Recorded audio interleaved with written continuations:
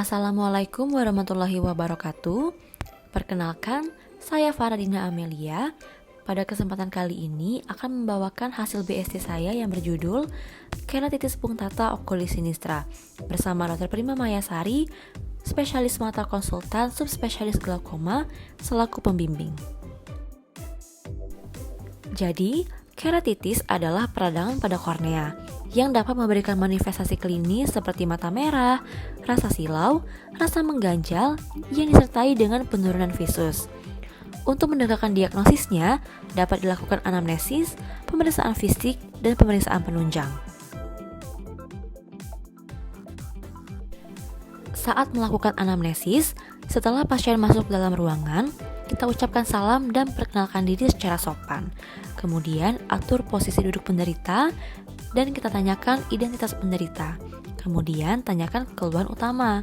Tanyakanlah lebih detail hal yang berhubungan dengan keluhan utama. Misalnya keluhan penglihatan kabur, mata merah, atau penglihatan ganda.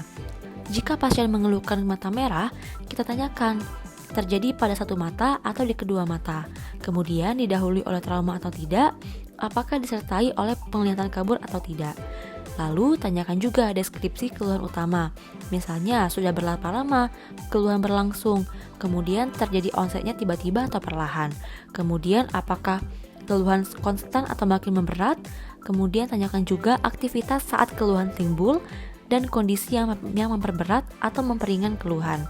Kemudian, apakah ada upaya pengobatan sebelumnya atau apakah keluhan ini pertama kali timbul atau sudah berulang. Kemudian, tanyakan kelainan mata yang lainnya seperti mata merah, air mata berlebih, kotoran mata yang berlebih, silau, penglihatan menurun, nyeri, rasa mengganjal, rasa berpasir, serta gejala penyerta bila ada. Tak lupa tanyakan juga kelainan mata yang pernah diderita, termasuk riwayat operasi atau tindakan mata. Kemudian, tanyakan juga riwayat penyakit yang lain, termasuk penyakit sistemik dan pengobatan yang didapatkan. Kemudian, tanyakan juga riwayat penyakit yang sama dalam keluarga ataupun lingkungan.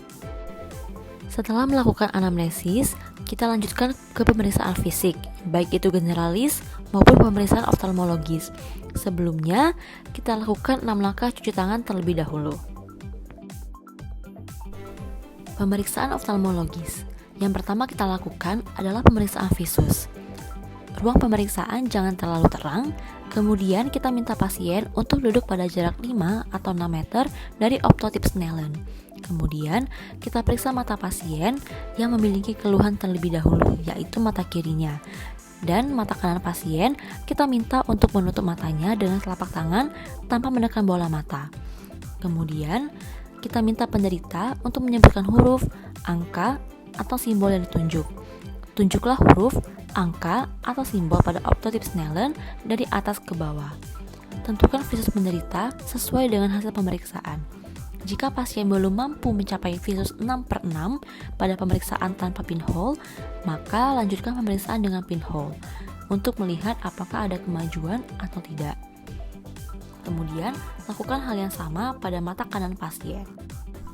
Selanjutnya, pemeriksaan tekanan bola mata dengan metode palpasi.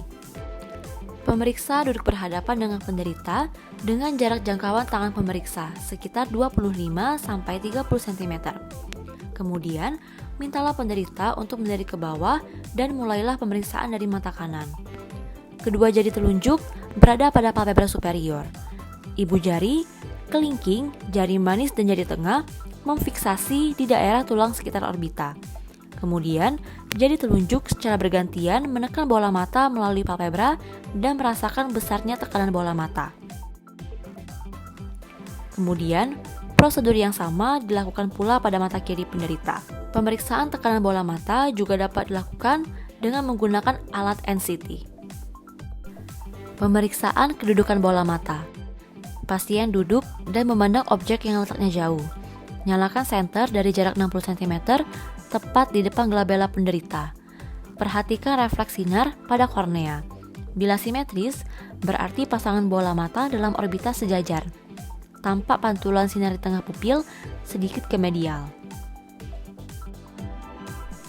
Pemeriksaan gerakan bola mata. Penderita diminta mengikuti gerakan ujung jari pemeriksa atau pensil atau ballpoint yang digerakkan dari sentral ke perifer ke 6 arah kardinal tanpa menggerakkan kepala, hanya melirik saja.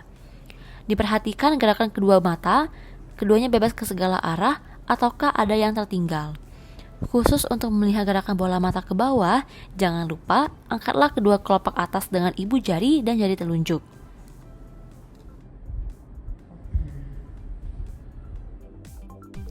Pemeriksaan segmen anterior bola mata. Pemeriksa duduk di depan penderita pada jarak jangkauan tangan. Ruangan dibuat setengah gelap.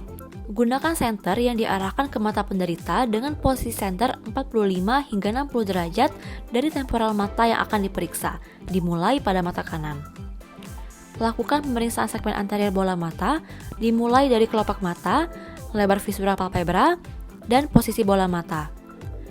Lakukan pemeriksaan bulu mata atas dan bawah, konjungtiva palpebra superior dan inferior, konjungtiva bulbi, kornea, kamera okuli anterior, iris, pupil, lensa, dan vitreous anterior.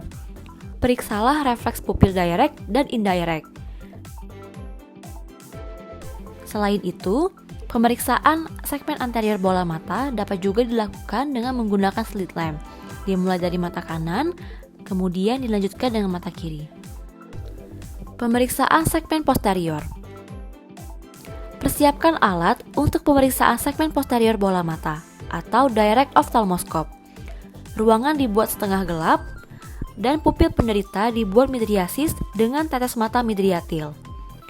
Mata kanan pemeriksa memeriksa mata kanan penderita dan mata kiri pemeriksa memeriksa mata kiri penderita. Mintalah penderita untuk melihat satu titik di belakang pemeriksa.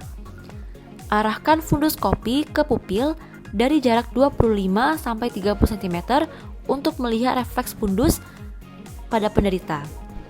Kemudian, periksa secara seksama dengan perlahan maju mendekati penderita kurang lebih 5 cm. Sesuaikan fokus dengan mengatur ukuran lensa pada oftalmoskop atau funduskopi. Amati secara sistematis struktur retina dimulai dari papil nervus optik, arteri dan vena retina sentral, area makula, dan retina perifer. Pada pasien ini, dilakukan pula pemeriksaan penunjang berupa pemeriksaan fluoresen. Pemeriksaan fluoresen dilakukan untuk menilai adanya defek pada kornea.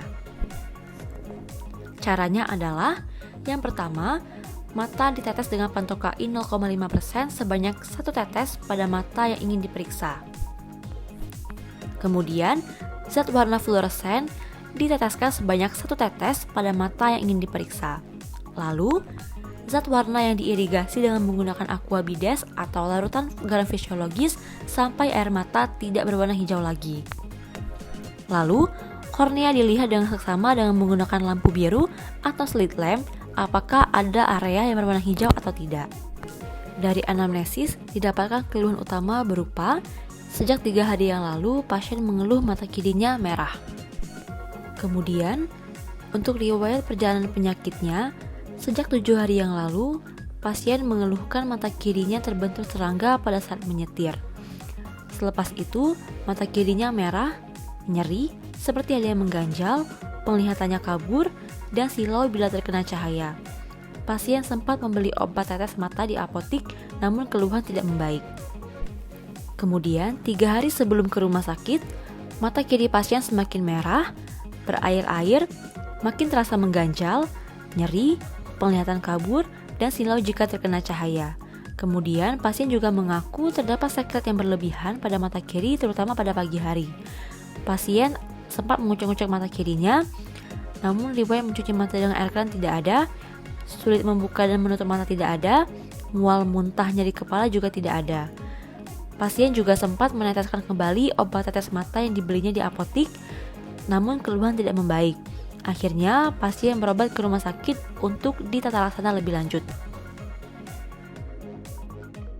Riwayat penyakit dahulu, riwayat keluhan serupa sebelumnya disangkal, penggunaan kacamata disangkal, riwayat operasi mata disangkal, riwayat alergi obat dan makanan disangkal, riwayat darah tinggi disangkal, riwayat kencing manis disangkal. Untuk riwayat pengobatan, pasien membeli obat tetes mata Insto di apotik, dari riwayat penyakit keluarga, keluhan serupa dalam keluarga disangkal, dan riwayat kebiasaan, ada riwayat berkendara tanpa pelindung mata.